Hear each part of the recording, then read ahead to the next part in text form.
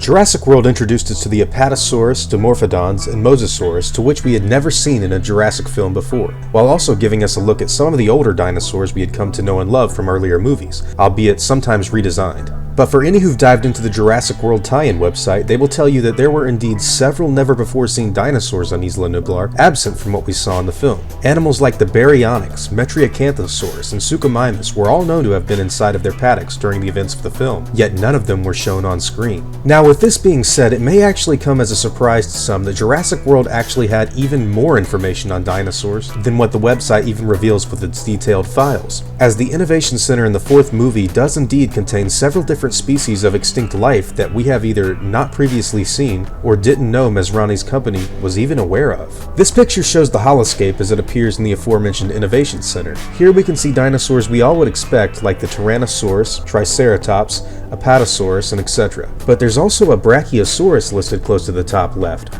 This dinosaur was oddly not featured in Jurassic World, and while its cry was heard in the distance of the park, it's interesting to see its inclusion here as it wasn't even logged on the website. A prehistoric creature that we have actually never seen before is featured here as well. At the bottom center of the picture exists the clear image and identification of a Plesiosaurus. Now, this marine reptile has been one that several fans have wanted to make an appearance in the films for a long time now, but unfortunately, we've yet to see it in action. Now, I want to make it clear that this doesn't necessarily mean that one existed in Jurassic World, but it does open up the question as to why exactly is it featured on here. Another really big reveal comes in the Spinosaurus icon being displayed on this image. Now, the Spinosaurus existence is teased with Easter eggs littered throughout the fourth film, with the obvious skeleton being on display on Main Street, as well as the repurposed JP3 cup merchandise being shown during the Mosasaurus feeding scene. And it looks like this adds just a little bit more fuel to the fire of the Spino's return to the series probability. The dinosaur could come back in the future, but as of right now, we know very little about its role in Fallen Kingdom, or any other upcoming title for that matter. Another dinosaur we see, interestingly so,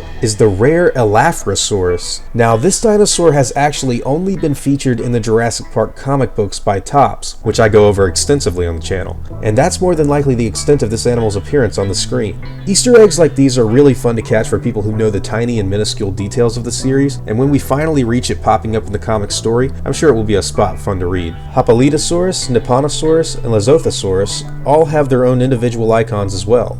And these creatures have also never before been seen in any Jurassic Park media so far, with the exception of the odd GBA game title Jurassic Park 3 Park Builder. Now, the last two dinosaurs are really interesting to see make an appearance here, as they have both been featured before, and sometimes in the same title. The Allosaurus and Deinonychus are shown with information on this holoscape, and both dinosaurs are absent from every film to have been released so far. Starting with Deinonychus, this dinosaur is famously seen as what the velociraptors in the movies were ultimately modeled after, and while several people have commented on the differences between the two species, it's important to note that in the novel, Grant's classification for individual raptors is reclassified as calling them velociraptors, to make things simple. A video will be coming out about that in the future. But to get back to the animal itself, we've actually seen it in the Lost World Jurassic Park video game for the PlayStation 1 and Sega Saturn, as an enemy for the Velociraptor to fight, and it was even supposed to get its own toy back in the day to tie in with the first movie. Now, the Allosaurus actually has a much more expansive Jurassic Park history than the Deinonychus, and while it was also featured in the Lost World Jurassic Park's tie-in game as an invader in T-Rex territory, it also found its way into several Jurassic Park toys. However, some of these never got released, and its inclusion in the series has also spiraled into legendary status because of its popularity and rarity these days. It's actually appeared as a formidable predator in both the Jurassic Park Redemption as well as the Dangerous Games comic storylines, and hopefully we will get to see this creature make an appearance on the big screen someday. As far as I'm concerned, he definitely deserves it. Now, I want to thank you for taking the time to watch this video, guys. It really means a lot, and I look forward to reading your comments on what you make of all of this. I'm curious to hear what dinosaurs you think should be featured in the new movies, and how they should be represented as well. If you enjoyed the video, I'd appreciate the like, and hope you consider subscribing so that you can see me again. Stay awesome, guys, and as always, take it easy.